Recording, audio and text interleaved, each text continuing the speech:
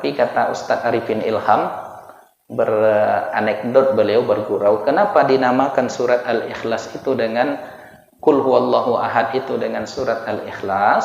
Karena makmum paling ikhlas jika imam membaca surat itu. Nah, itu kan jawaban. Yang menggambarkan penyimpangan internal, inilah yang disebut dengan bid'ah. Jadi bid'ah itu dulu di masa lalu dipakai oleh ulama Ahlus Sunnah jika ada pemahaman-pemahaman yang tak sejalan dengan Ahlus Sunnah, maka ini kelompok bid'ah. Mu'tazilah, Qadariyah, Jabariyah, Syiah dan lain sebagainya, ini kelompok bid'ah, pemahamannya bid'ah. Bid'ah tidak dipakai di dalam persoalan-persoalan perbedaan pendapat fikih. Nah, jadi ini yang banyak kacau balau sekarang. Oh, kenapa dia baca Yasin di kuburan? Bid'ah. Padahal ini persoalan fikih, ada ijtihad di situ. Tak layak disebut bid'ah. Bid'ah itu hanya dalam bab-bab furu'-furu' akidah ketika itu. Bahkan di usul akidah itu sendiri.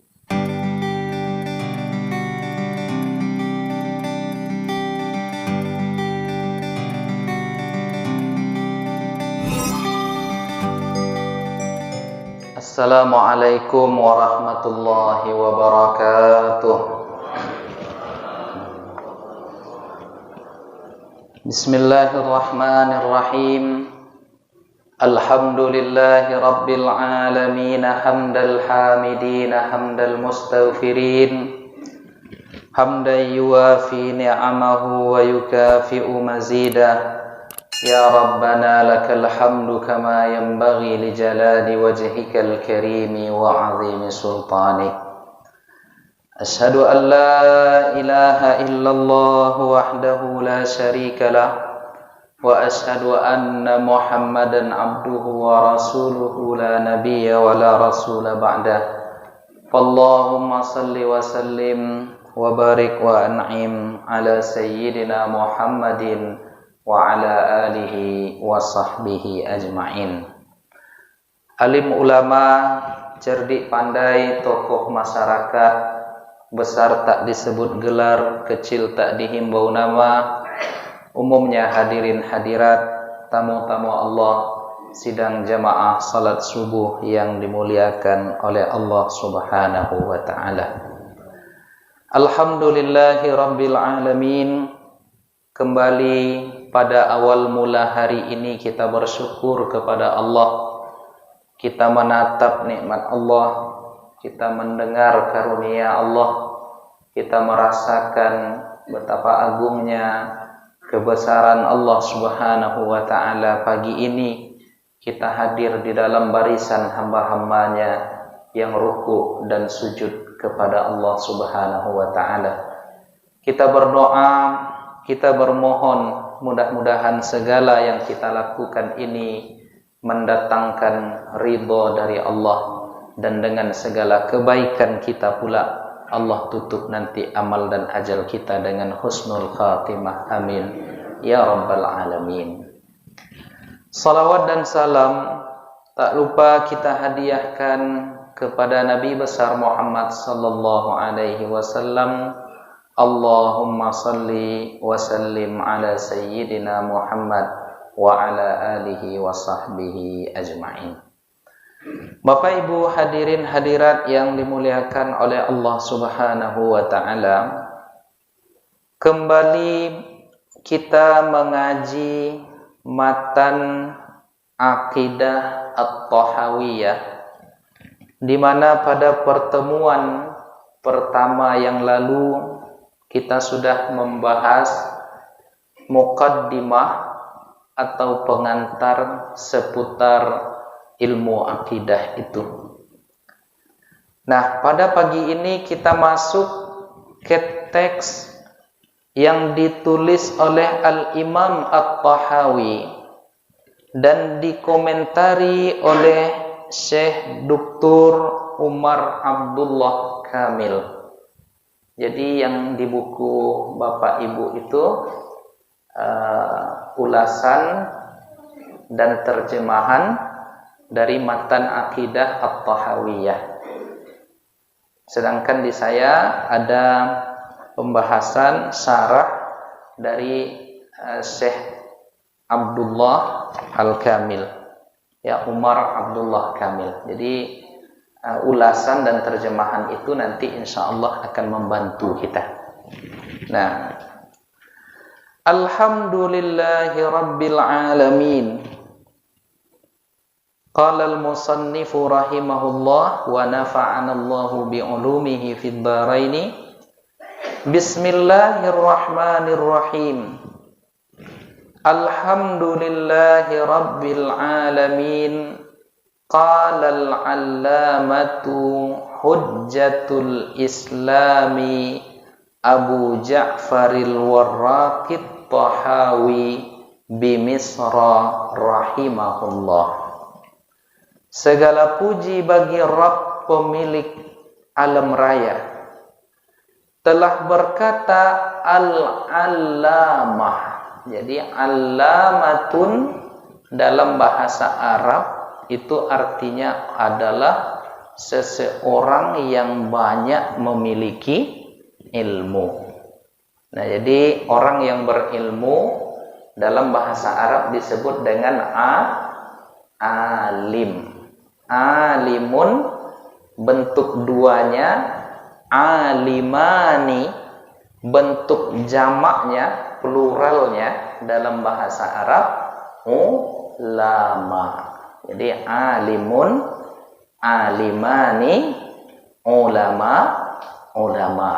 Jadi ulama itu bentuk jamak dari kata alim. Nah, jadi ulama inilah yang sudah menjadi bahasa Indonesia. Majelis Ulama Indonesia. Nah, jadi ulama itu dalam bahasa Indonesia dia juga sudah dilekatkan kepada satu orang. Oh, Ustadz Dr. Mawardi itu ulama fikih.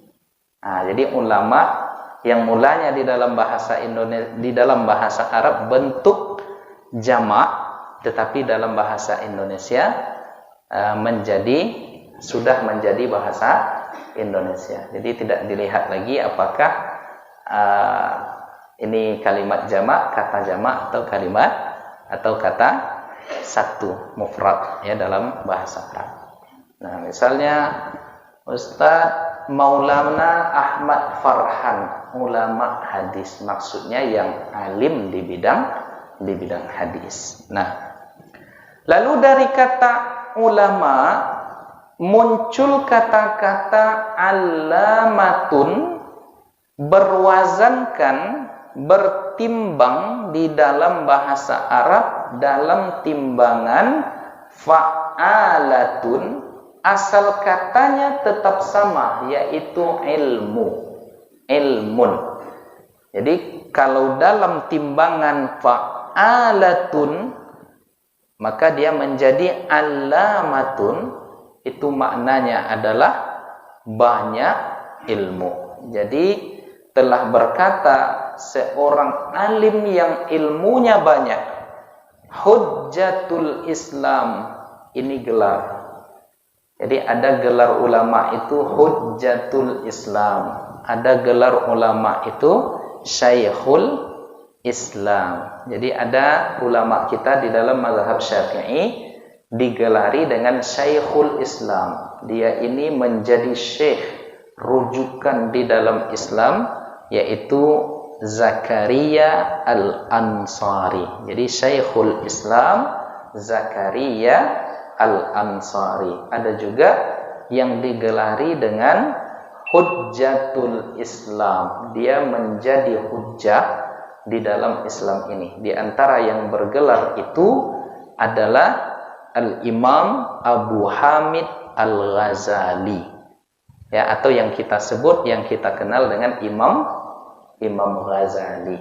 Nah, di antara yang bergelar hujjatul Islam adalah Al-Imam Abu Ja'faril Warraqit Tahawi, yaitu Imam Abu Ja'far.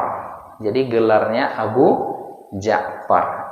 Yang pakai abu-abu ini biasanya Bapak Ibu di dalam tradisi Arab dinamakan dengan kunyah. Jadi dia punya nama asli, Tapi dia punya kunyah, gelar sehari-hari yang dipanggil, bisa karena dia punya anak lalu dipanggil Abu, siapa nama anaknya itu.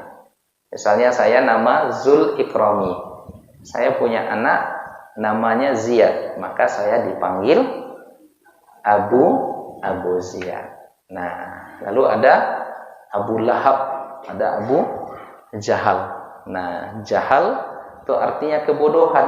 Tidak mesti ada anaknya yang bernama Jahal, tetapi dilekatkan kejahilan itu kepadanya, maka disebut, digelari dengan Abu Jahal. Ya, begitu juga Abu Lahab. Dan Ali bin Abi Thalib itu di antara gelar yang disematkan oleh Nabi kepadanya adalah Abu Turab. Abu At-Turab. Turab itu apa artinya Bapak Ibu? Tanah, ya. Tanah. Wa yaqulul kafiru ya laitani kuntu turaba. Ya, maka orang-orang kafir itu di akhirat nanti mereka berkata, kenapa dulu kami tidak menjadi tanah saja. Nah, kenapa Ali bin Abi Thalib digelari dengan Abu Turab? Karena suatu ketika dia ada masalah di rumah tangganya, sedikit cekcok dengan Fatimah. Jadi rumah tangga sahabat itu ternyata juga ada masalahnya. Ya, kalau kita ada masalah itu wajar Bapak Ibu. Tetapi ternyata rumah tangga Nabi sekalipun ada masalah. Rumah tangga para sahabat ada masalah. Jadi kalau tak mau mendapat masalah, jangan ngengek loh. Alah.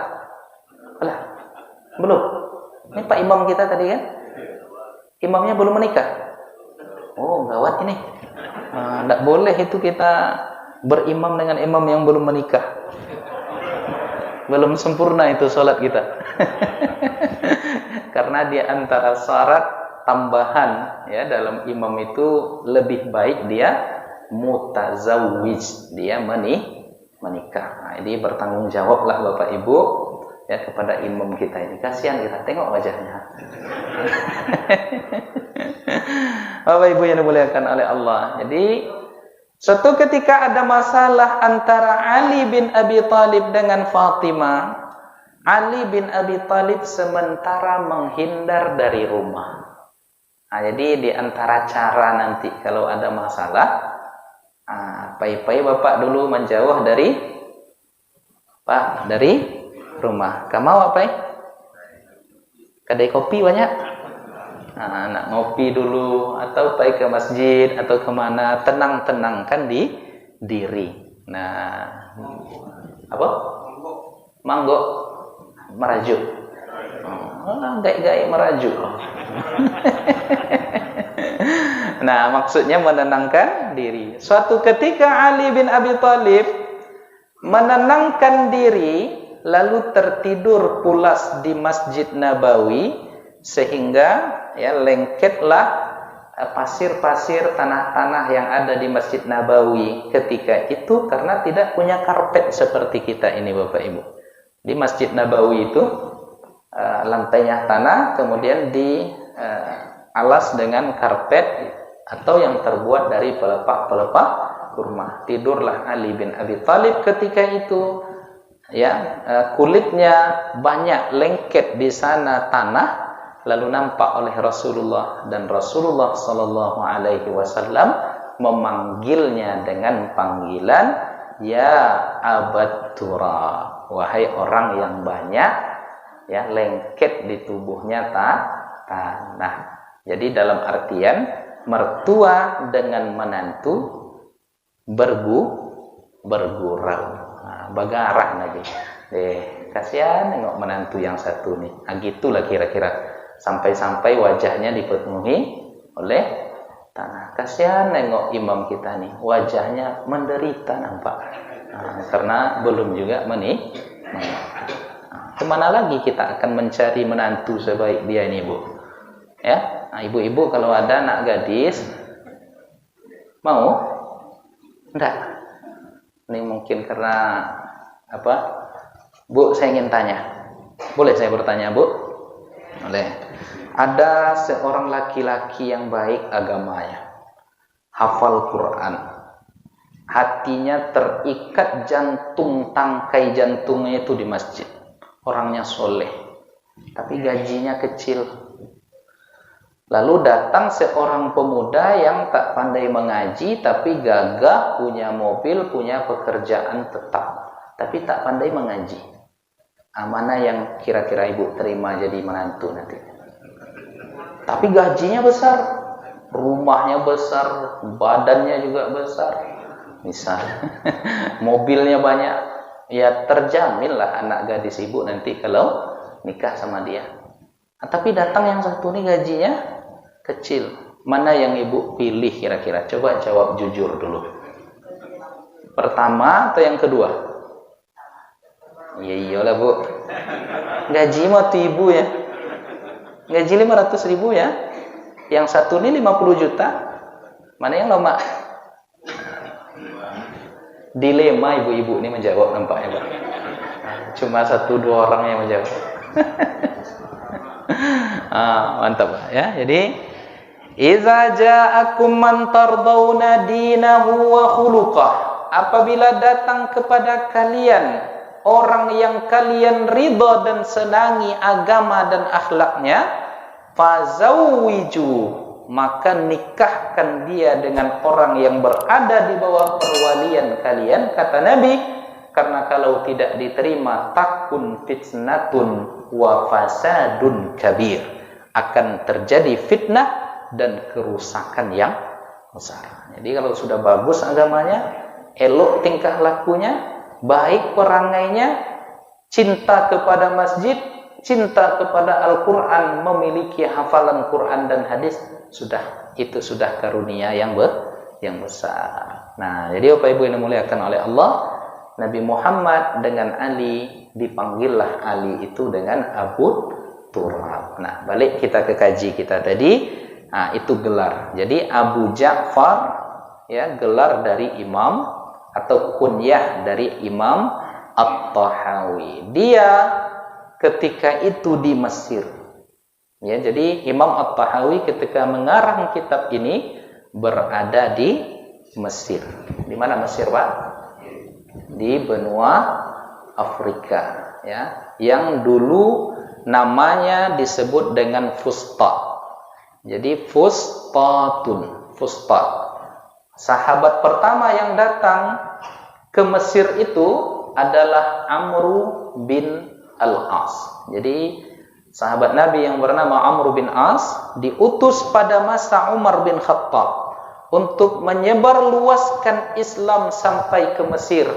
Lalu sampai di sana, ya, Amru bin As tidak menaklukkan Mesir itu dengan pedang. Jadi tidak melalui peperangan, tetapi melalui jalan damai, seperti masuknya Islam ke Indonesia. Jadi jalan damai, lalu dibangunlah sebuah masjid oleh Amr bin As yang menjadi masjid pertama yang dibangun di tanah Afrika.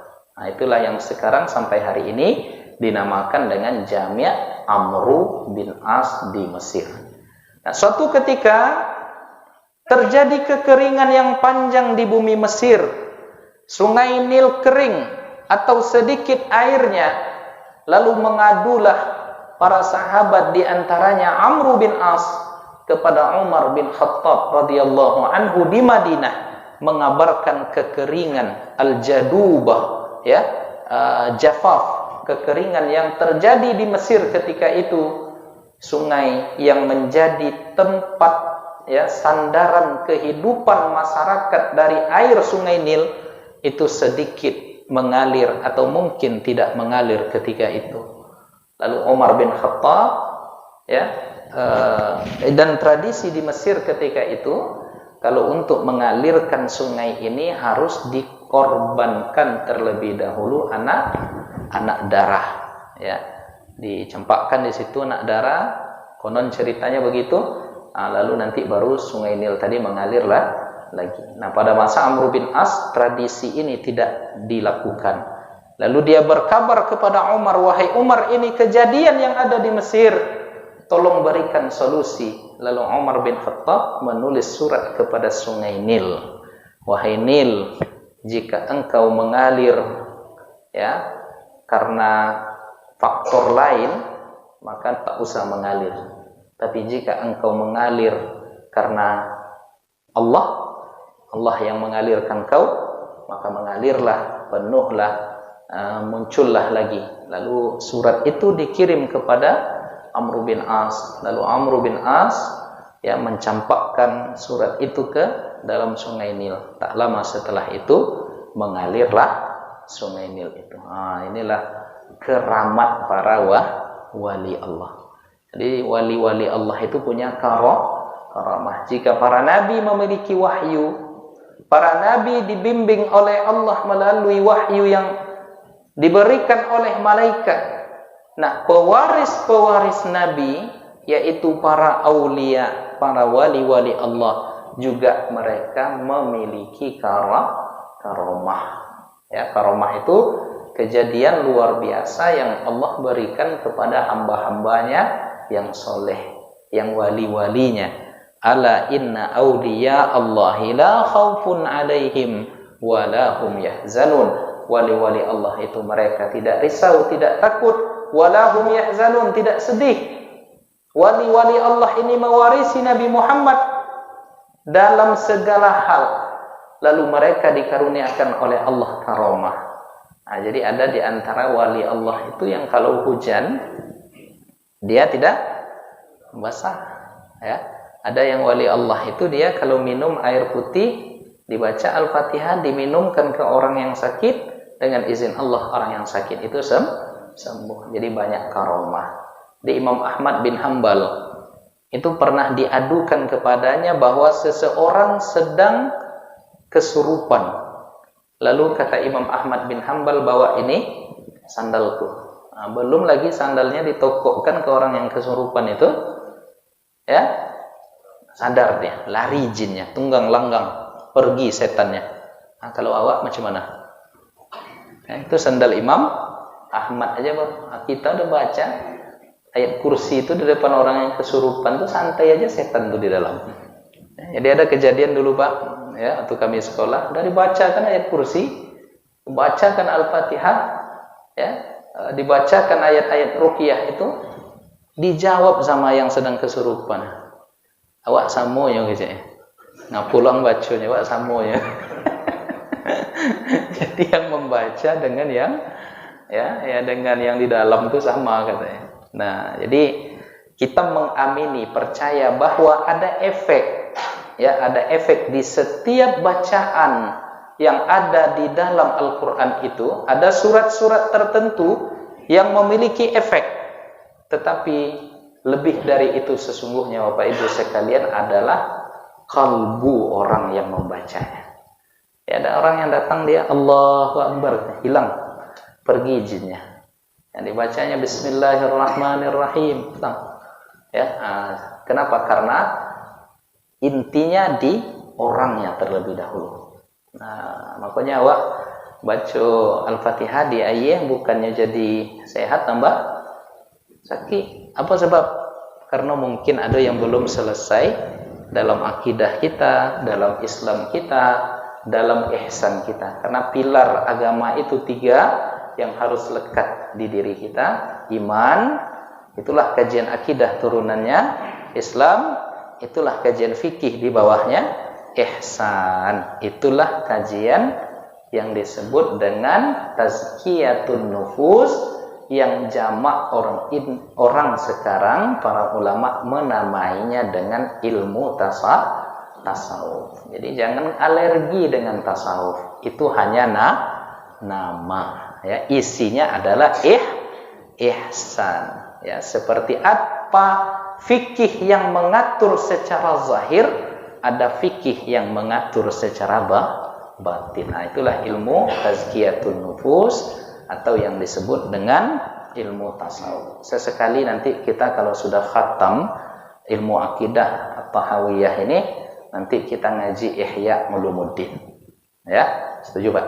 Ya, Ihya lagi nanti.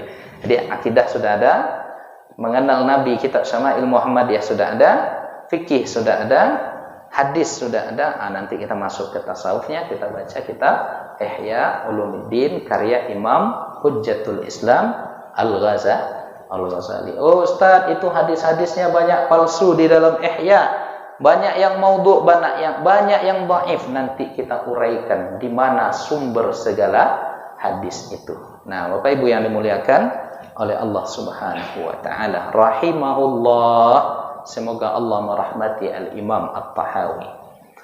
Apa kata Imam At-Tahawi? Hadza dzikru bayani aqidati ahli sunnati wal jamaah. Ini adalah zikru, penyebutan yang di dalamnya ada penjelasan, bayan akidah ahlus sunnah wal jamaah, ya, akidah ahlus sunnah wal jamaah. Dari satu dari satu kalimat ini diuraikan oleh Syekh Umar Abdullah Kamil setidaknya ada 4 penjelasan penting.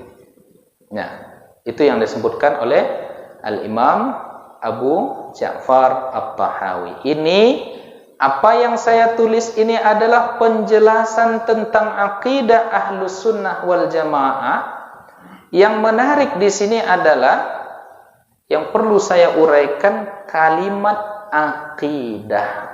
Al-aqidatu, yang disebut dengan akidah, hiya adalah ma yu'taqadu li dzatih, segala yang diiktikadkan. Ya, apa maksud yang diiktikadkan itu? Wal aqdu war ribtu. Ya, akad itu, akidah itu secara bahasa itu maknanya adalah ributun, ya, ikatan. Jadi akidah, ya, wal aqdu itu artinya adalah ikatan, terikat dengan simpul yang kuat. Fan nafsu, jiwa kita ini takunu marbutatan bihadhil aqaid.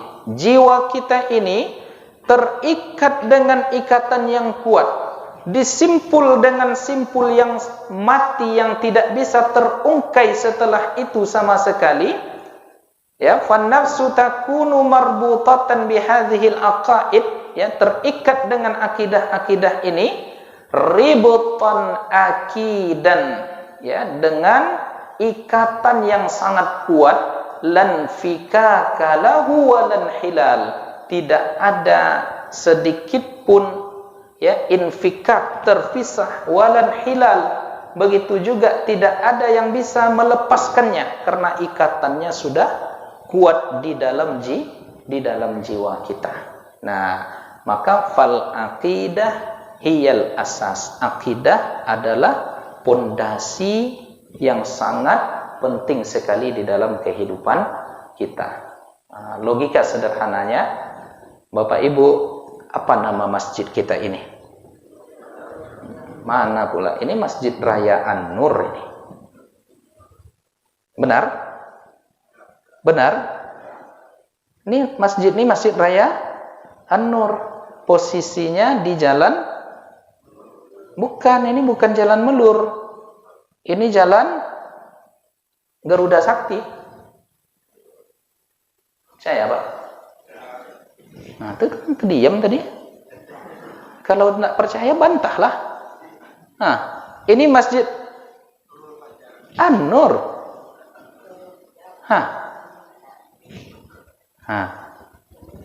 Apa maksud saya nih kira-kira? Pak, Bu, apa maksud saya nih kira-kira? Ya, Pak? Memantapkan keyakinan bahwa ini benar-benar Masjid Nurul Fajar. Seperti apapun orang mengatakan ini adalah Masjid Raya An-Nur atau Masjid Pun boleh.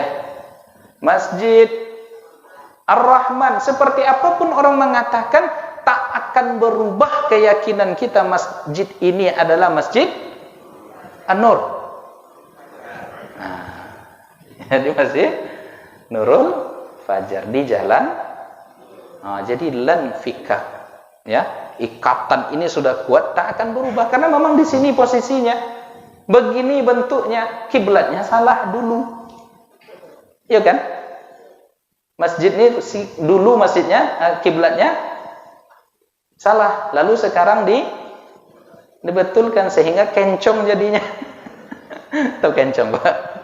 Nah, jadi tidak ada yang bisa merubah, ya, karena ia diikat dalam pengetahuan kita, dibuktikan dengan bukti-bukti yang nyata. Inilah yang dimaksud dengan marbutah, terikat dengan simpul yang kuat, tak bisa dilepaskan sama sekali.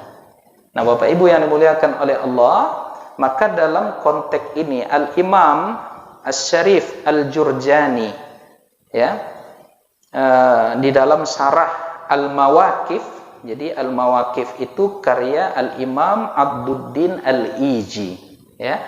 Dia mengatakan, berkata, wal muradu bil aqaid, yang dimaksud dengan aqaid, aqidah, ma yuqsadu bihi atau ma yaqsudu bihi nafsal i'tiqad dunal amal, yang disebutkan dengan i'tiqad itu, akidah itu adalah yang dimaksudkan i'tiqad, keyakinan itu sendiri, dunal amal, tidak masuk terlebih dahulu dari pengertian i'tiqad itu amal. Nanti kita uraikan, ya, dalam konteks akidah Ahlus Sunnah wal Jamaah, apakah amal itu masuk ke akidah atau tidak. Nanti akan kita uraikan sedalam-dalam mungkin. Nah, kenapa demikian diuraikan di sini kembali oleh Dr. Umar Al-Kamil, fa innal ahkam, seluruh hukum-hukum ini diambil dari syariat, ya. Dan sebenarnya seluruh hukum itu terbagi kepada dua. Yang pertama i'tiqad, ya, hukum-hukum i'tiqad. Ketika kita mengatakan misalnya Allahu Ta'ala alimun qadirun basirun sami'un basir, sesungguhnya Allah Ta'ala itu maha mengetahui, qadir, maha, apa arti qadir, Pak? Kuasa. Jadi Abdul Qadir, hamba Allah, ya, yang Allah yang berkuasa. Sami'un basir, mendengar dan melihat.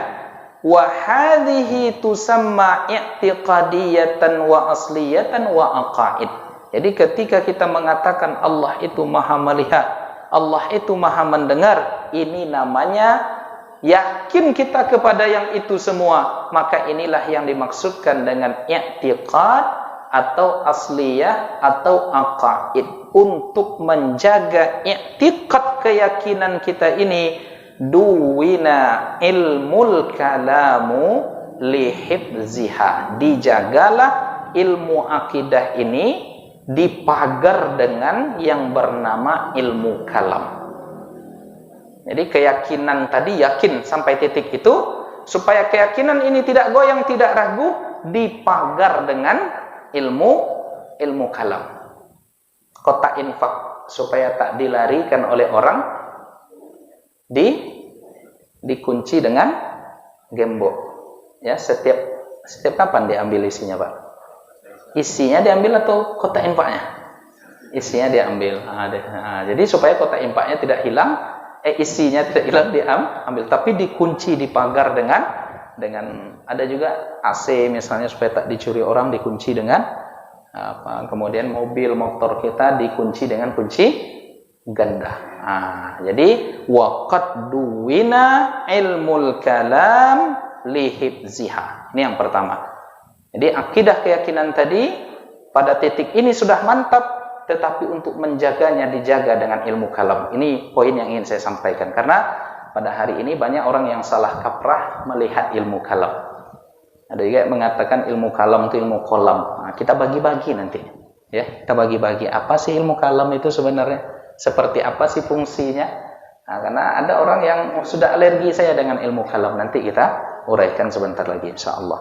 Nah, di sini dikatakan wastani ma yaqsudu bihi ma yuqsadu bihil amal. Ya, setelah bab keyakinan di dalam syariat ini ada bagian yang kedua, namanya yang dimaksudkan di bagian yang kedua ini bukan i'tiqad tetapi amal. Yang pertama i'tiqad, keyakinan, yang kedua amalnya. Seperti ketika kita mengatakan al-witru wajib. Witir itu hukumnya wajib dalam mazhab Hanafi. Kenapa? Karena pengarang kitab ini mazhabnya adalah Hanafi. Jadi Imam At-Tahawi ya dan pensarah kitab ini Umar Abdullah Kamil ini mazhabnya secara fikih adalah Hanafi. Mazhab Hanafi mengatakan witir itu wajib. Kalau mazhab Syafi'i sunnah. Kurban itu dalam mazhab Hanafi hukumnya wajib. Dalam mazhab Syafi'i sunnat muakkad. Nah, pintar ibu nih, dapat hadiah umrah insyaallah. Ya, amin. Yang bayar Pak. Begitu. Apa ibu yang dimuliakan oleh Allah Subhanahu wa taala. Tapi wajib dalam pengertian mazhab Hanafi berbeda dengan wajib dalam pengertian Imam Syafi'i. Nah, nanti di kajian-kajian fikih akan diuraikan insyaallah itu. Nah, wazakatu faridah, zakat itu kewajiban pula. Wa hadhihi tusamma amaliyatan, ini dinamakan dengan hukum-hukum amali. Wa far'iyyah, hukum-hukum furu', ya, hukum-hukum cabang. Wa ahkaman zahiriyah, dan hukum-hukum zahir. Untuk menjelaskan perkara-perkara ini muncullah ilmu fikih. Paham sampai situ, Pak? Ya, ada ilmu akidah, ada ilmu fikih. Akidah, ya, objeknya apanya? Isinya adalah keyakinan. Untuk menjaga keyakinan ini dibuatlah ilmu kalam, muncullah ilmu kalam. Kemudian ada yang sifatnya amali, perbuatan. Nah, dalam segala perbuatan kita ini, segala apa yang kita lakukan baik diucap oleh lisan, diperbuat dengan anggota badan, ini adalah ilmu fikih. Nah, dibuat ilmu fikih. Nah, Bapak Ibu yang dimuliakan oleh Allah Subhanahu wa taala, di sini kita ingin menjelaskan perbedaan ilmu akidah dan ilmu kalam. Nah, perlu kita tulis ini ya, supaya nampak nanti apa sih ilmu kalam itu, apa sih akidah. Jadi, secara garis besar ilmu syara' itu dibagi kepada ilmu syara' itu dibagi kepada dua. Ada akidah, akidatun, ada fikih. Secara garis besar. Nah, kenapa dibuat dua saja? Karena fikih ini terbagi dua pula lagi. Ada fikih zahir, ada fikih batin. Ya, ada fikih batin. Nah, inilah nanti ya cabang-cabangnya yang dinamakan dengan ilmu tasawuf. Nah, tapi secara garis besar dua ini, ya, fikih. Nah, baik. Jadi akidah ada fikih. Karena fikih ini di sini adalah amal. Ya, perbuatan praktis yang ditinjau dengan dalil-dalil. Sedangkan akidah ini keyakinan, i'tiqad yang ada di dalam hati. Untuk menjaga akidah ini muncullah ilmul kalam. Nah, ini kesimpulannya dulu, ilmul kalam. Nah, apa itu ilmu kalam? Apa bedanya dengan akidah? Nah, itu yang ingin kita uraikan pada baru masuk kaji barulah bunyi ya. Gimana tuh Pak? Baru masuk ke kaji ya udah bunyi ya. Tet kata. Lanjut sampai zuhur ya. Nah, Bapak Ibu yang dimuliakan oleh Allah Subhanahu wa taala. Jadi di sini banyak kekeliruan. Jadi poin pertama tadi akidah sering dianggap sama. Jadi akidah ilmu kalam itu sering dianggap sama. Ya. Padahal ada perbedaan mendasar antara ilmu akidah dan ilmu kalam. Nah, ini dia. Yang pertama, ilmu akidah adalah pengetahuan tentang apa yang harus diyakini seorang muslim. Jadi akidah itu adalah segala hal yang harus diyakini oleh seorang muslim. Maka isi di sini semuanya adalah akidah. Mulai dari ma'rifatullah, mengenal Allah dan mengenal Nabi nanti turunan-turunannya. Nah, ini dinamakan dengan ilmu akidah, pengetahuan tentang apa yang harus diyakini, yang tak boleh diragukan oleh seorang muslim. Sumber ilmu akidah adalah Al-Quran dan Sunnah. Jadi Quran, Sunnah. Jadi ilmu akidah sumbernya adalah Al-Quran dan Sunnah. Dari sisi sumber dia Quran dan Sunnah. Sunnah. Quranun wa sunnatun. Nah, ini yang tak boleh hilang di dalam keyakinan kita. Nah, kemudian ilmu kalam adalah pengetahuan, catat ya, ma'rifah, pengetahuan dan kemahiran untuk membela akidah tersebut, ya, lihifzil akidah, dari gugatan eksternal dan menjaganya dari penyimpangan internal. Bisa dipahami, Pak? Jadi ilmu akidah, pengetahuan tentang apa yang harus diyakini, yang tak boleh lepas. Sedangkan ilmu kalam adalah pengetahuan tentang kemahiran atau pengetahuan dan kemahiran untuk membela akidah tersebut dari gangguan luar atau gangguan dalam. Nah, sumber ilmu kalam adalah Al-Quran, hadis dan akal sehat. Nah, paham itu, Pak ya, Ibu? Nah, contoh sederhananya begini, ya. Ilmu akidah, Allah itu Esa. Ya. Dalil Allah itu Esa apa? Surat Al-Ikhlas. Qul huwallahu ahad. Allahus samadu lam yalid wa lam yulad wa lam yakul lahu kufuwan ahad. Disampaikan oleh Nabi, disampaikan oleh ulama tentang ini, maka muncul keyakinan Allah itu Esa, tak terbilang, tak terbagi. Yakin sampai di situ. Dalilnya apa? Qul huwallahu ahad. Sehingga dinamakan surat Al-Ikhlas itu dengan Al-Ikhlas karena isinya adalah ya kebersihan, kebeningan keyakinan kita tentang Qul huwallahu ahad, Allahus samad, Allah yang Esa, Allah tempat bergantung, lam yalid wa lam yulad, tidak dilahirkan, tidak melahirkan, tidak dilahirkan, wa lam yakun lahu kufuwan ahad, dan tak ada satupun yang sebanding dengannya. Nah, tapi kata Ustaz Arifin Ilham, beranekdot, beliau bergurau, kenapa dinamakan surat Al-Ikhlas itu dengan Qul huwallahu ahad itu dengan surat Al-Ikhlas? Karena makmum paling ikhlas jika imam membaca surat itu. Nah, itu kan jawaban bergurau itu kan. Allahu Akbar, kata Pak Imam kita tadi. Waladdallin, amin, kata jamaah kan. Bismillahirrahmanirrahim, Yasin wal Qur'anil Hakim. Mak panjang kok, kata jemaah kan. Mulai jantung itu gitu kan. Atau Pak Imam kita ini tidak tanggung-tanggung, Al-Baqarah dibacanya. Alif Lam Mim, dzalikal kitabu la raiba fihi hudal lil muttaqin. Kata ibu-ibu di belakang deh, nasilun masak di rumah.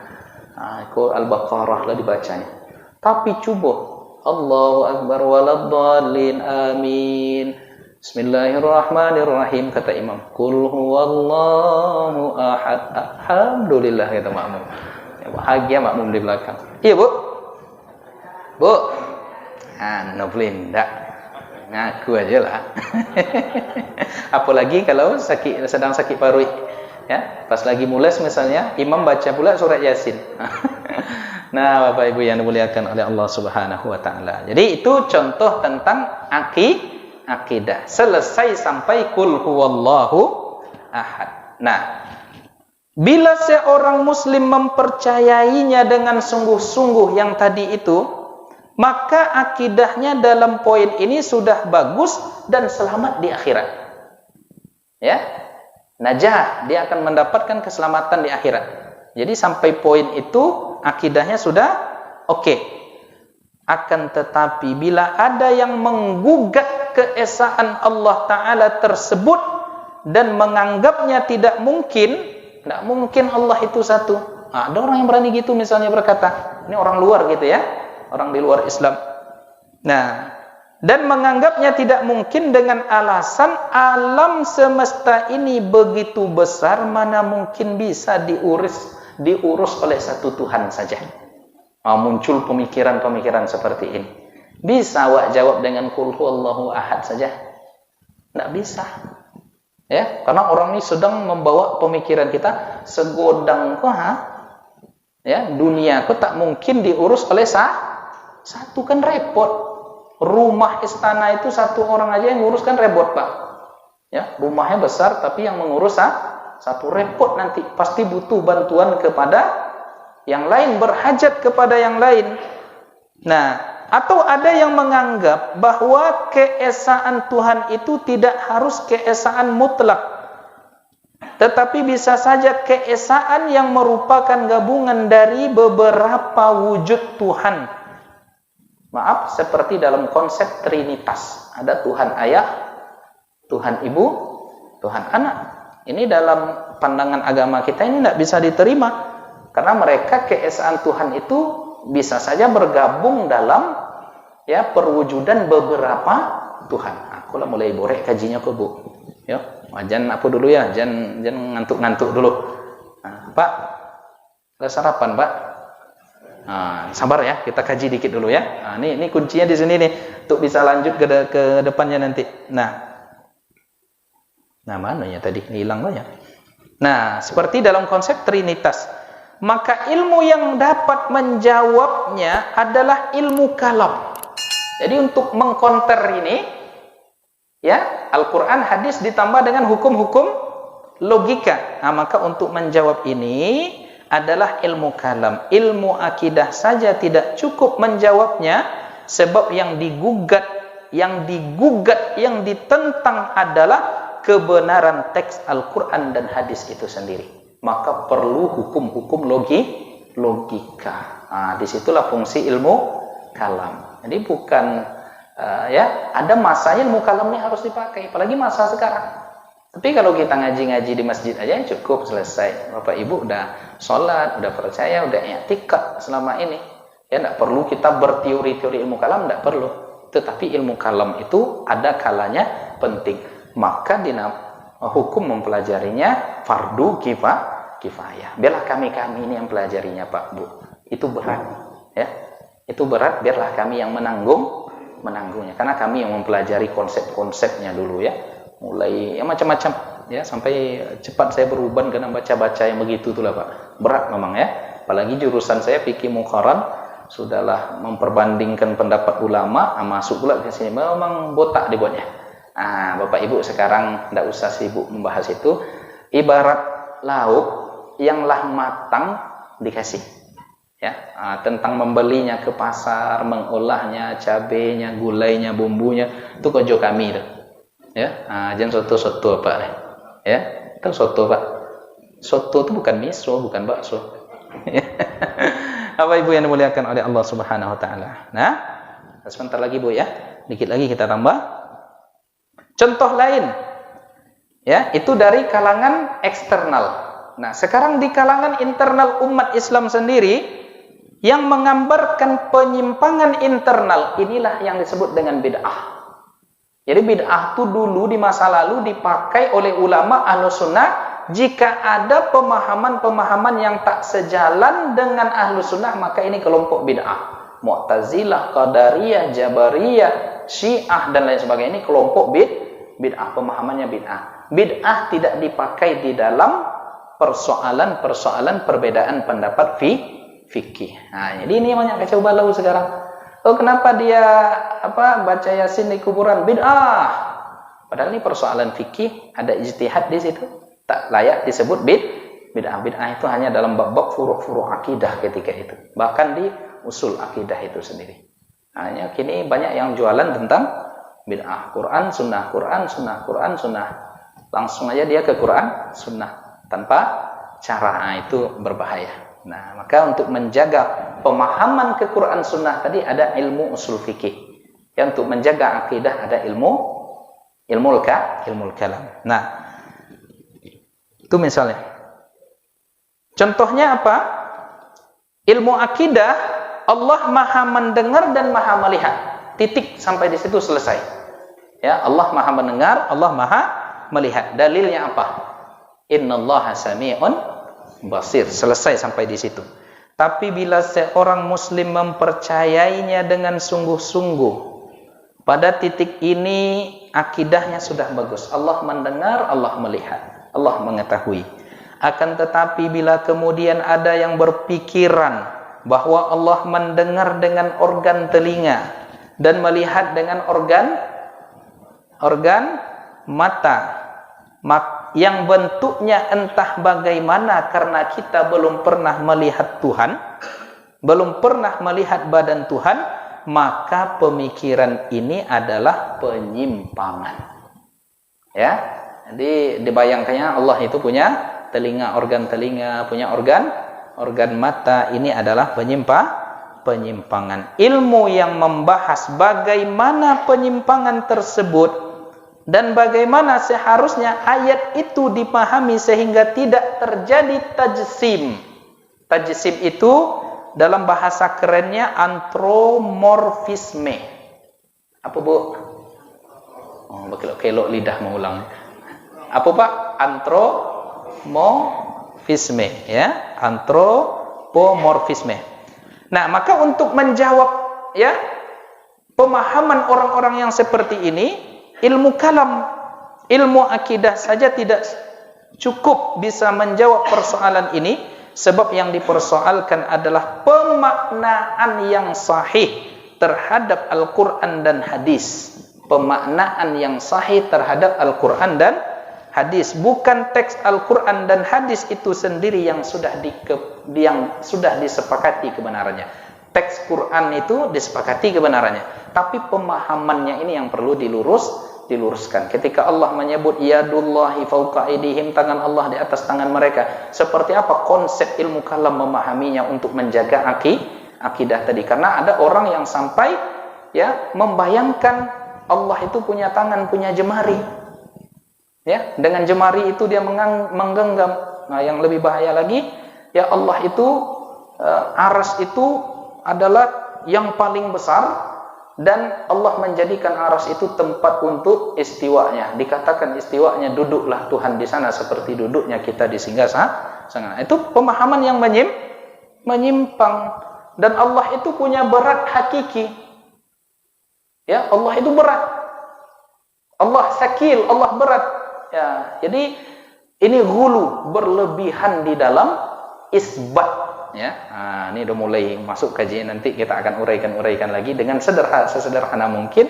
Ya, berlebihan sekali dalam isbat, ya, menetapkan sifat bagi Tuhan, bagi Allah Subhanahu wa taala. Bahkan ada di antara ya mereka yang mengatakan, ya terserah Allah dong. Lau syaa lastaqarra fi janahi ba'udah. Ini yang disampaikan oleh Al-Imam Ad-Darimi. Kalau Tuhan itu mau berkehendak, dia akan hinggap di janahi ba'udah, di sayap nyamuk. Coba berani berkata seperti ini tentang Allah. Jadi penyimpangan seperti inilah yang dijawab di dalam ilmu kalam. Kalamnya kalam sunni, bukan ilmu kalam bid'ah. Jadi paham beda ilmu kalam dengan ilmu akidah. Jadi ketika kita sampai kepada keyakinan Allah Maha melihat, Allah Maha mendengar, dalilnya qul huwa innallaha sami'un qadir, ya innallaha sami'un basir, selesai sampai di situ. Itu akidah. Tetapi untuk menjaga pemahaman supaya jangan tercampak kepada pemahaman tajsim, menjisim, membendakan Allah, maka diperlukan teori-teori ilmu kalam yang sunni. Nah, Bapak Ibu yang dimuliakan oleh Allah Subhanahu wa taala. Jadi terakhir ya yang ingin saya sampaikan, ilmu akidah adalah soal kepercayaan. Ini kepercayaan saya. Titik sampai di situ. Ilmu kalam adalah soal ini loh argumentasi saya. Paham Bapak Ibu? Kalau ilmu akidah ini kepercayaan saya. Tapi kalau ilmu kalam itu ini loh argumen kepercayaan saya. Ini dalil-dalil bahwa saya percaya Allah itu begini. Ini loh dalil-dalilnya. Nah, jadi bagi masyarakat kadang tidak butuh yang satu ini. Kadang ada yang harus butuh. Di dunia kampus misalnya. Saya ngajar ilmu kalam dulu Pak. Oh itu berdebat. Ilmu kampus tidak masalah. Tapi boleh ilmu iko ke dalam masjid, beko tidak jadi wak makan sarapan pagi lontong apa? Lontong sayur. Sibuk yang bahas itu. Jadi ada tempatnya, ada masanya. Nah, jadi kita ilmu kalam itu hanya argumen-argumen logis, ya ilmu akidah itu keyakinan. Nah, kadang untuk menjaga keyakinan itu diperlukan argumen-argumen logis, karena logis semua tentang konsep-konsep akidah Ahlus Sunnah wal Jamaah. Maka ada teori the big, pasti ada yang besar di balik yang besar. Ada dalang di balik ada dalang di balik wayang, pasti ada. Ya, dan seterusnya teori-teori itu. Jadi Bapak Ibu yang dimuliakan oleh Allah Subhanahu wa taala, apa yang kita pelajari di dalam matan akidah at-tahawiyah ini murni nanti hanya akidahnya saja. Kadangkala perlu kita gembok dengan ilmu kalam supaya jangan jatuh ke pemahaman menyimpang. Olah Ibu ya. Lagak haus pula saya nampaknya. Tidak ada disediakan. Memang sejam ngomong. Tidak ada sih. Siapa yang harus kita salahkan ini Pak? Awas kamu nih. Baik, demikian kaji kita pada pagi ini. Mungkin ada 1-2 pertanyaan ringan barangkali. Silakan sebelum kita tutup. Silakan Pak. Ya. Ya.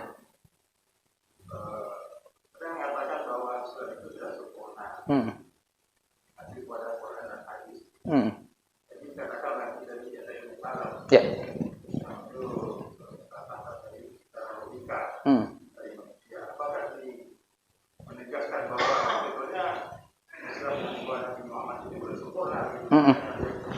Ya, kenapa perlu ilmu kalam lagi? Ya. Ya, kenapa perlu ilmu kalam lagi? Kenapa? Clash gitu ya. Iya. Islam ini sudah sempurna, kenapa perlu ilmu kalam lagi? Baik. Kenapa ada lagi pendapat manusia? Fikih itu pendapat Allah dan Rasulnya atau pendapat manusia, Pak? Pendapat manusia yang mengacu kepada dalil kan? Ya. Jadi zannul faqih, zannnya seorang faqih terhadap dalil muncullah kesimpulan hukum. Ya, muncul kesimpulan hukum. Contoh Contohnya salat. Kenapa salat itu menjadi wajib? Karena ada dalil. Aqimus shalah. Maka muncullah pendapat manusia terhadap pemahaman dalil. Paham sampai di situ? Itu zon, ya. Lalu misalnya lagi, ya, dalam fikih itu, kenapa kita meletakkan tangan di sini? Kenapa di sini? Kenapa di sini? Asal jangan di sini. Ya, itu pemahaman terhadap dalil. Ketika sujud, apakah lutut terlebih dahulu atau tangan? Pemahaman terhadap dalil. Nah, itu yang ingin saya uraikan. Lalu ilmu kalam juga begitu. Dalil-dalil logis itu terinspirasi dari Al-Quran dan Sunnah juga. Jadi dalil-dalil logis itu, ya, karena akal sehat tak akan bertentangan dengan nas yang ada. Nah, contoh Allah mengatakan begini, "Lau fihi ma alihatun ukhra lafasadata." Dalam surat apa itu, Pak? Apa artinya itu, Pak? "Lau kana fihi ma alihatun ukhra lafasadata." Itu artinya, Pak? Nah, ya. Kalaulah di dalam langit dan bumi itu ada 2 Tuhan, la fasadata, akan rusaklah langit dan bumi itu. Dari logika kan, yang satu pengen begini, yang satu pengen begini, kacau. Jadi ada inspirasi dari Al-Quran dan Sunnah. Jadi ilmu kalam yang sunni itu argumentasi yang dibangun di atas metodologi yang nyangkut dengan logika-logika, ya, spirit logika yang disebutkan di dalam Al-Quran dan hadis. Itu sebenarnya bukan buatan-buatan manusia, Pak. Tetapi logika nas itu tak akan bertentangan dengan logika yang sehat. Tetapi lagi-lagi saya katakan, ini butuh kepada konsumen tertentu. Anak 1 tahun jangan dikasih rendang, nggak cocok.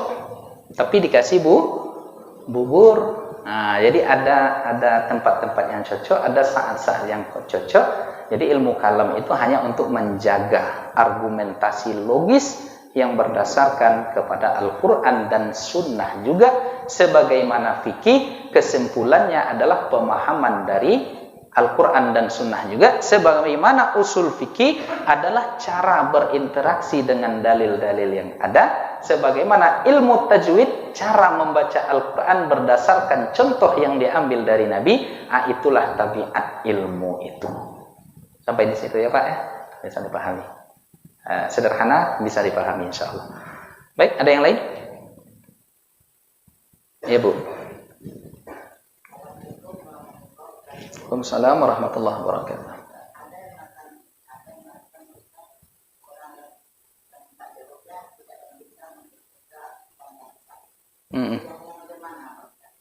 Oh begitu ya.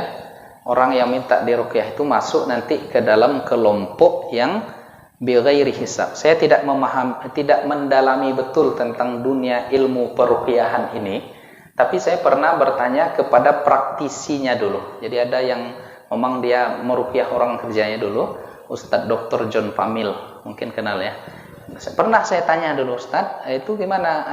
Kalau ada orang minta ruqyah itu katanya enggak, itu akhi dalam penelitian anak itu hadisnya enggak sahih, dhaif katanya. Jadi saya belum meneliti hadis itu, saya ikut ke pendapat beliau ini sementara, kata beliau pada waktu itu, karena dia praktisi ruqyah. Ya, pasti banyak orang yang meminta kepada beliau untuk berhadapan dengan siapa? Dengan jin. Ada Bapak Ibu yang pernah nengok jin? Ada yang pernah berhadapan dengan jin? Belum ya? Nanti kalau ada nanti coba kasih tahu juga saya macam mana bentuknya. Jadi itu kata beliau. Nanti saya cek dulu bagaimana status hadisnya itu. Sementara begitu ya. Baik. Dan Bu, jangan banyak pertanyaan. Air minum enggak ada dah. Memanglah masjid Nurul Fajr. Baik, kita tutup dengan doa kafaratul majlis. Subhanakallahumma wa bihamdika asyhadu an la ilaha illa anta astaghfiruka wa atubu ilaik. Wa sallallahu ala sayyidina Muhammad wa ala alihi wa sahbihi ajmain. Wa akhiru da'wana alhamdulillahi rabbil alamin. Assalamualaikum warahmatullahi wabarakatuh.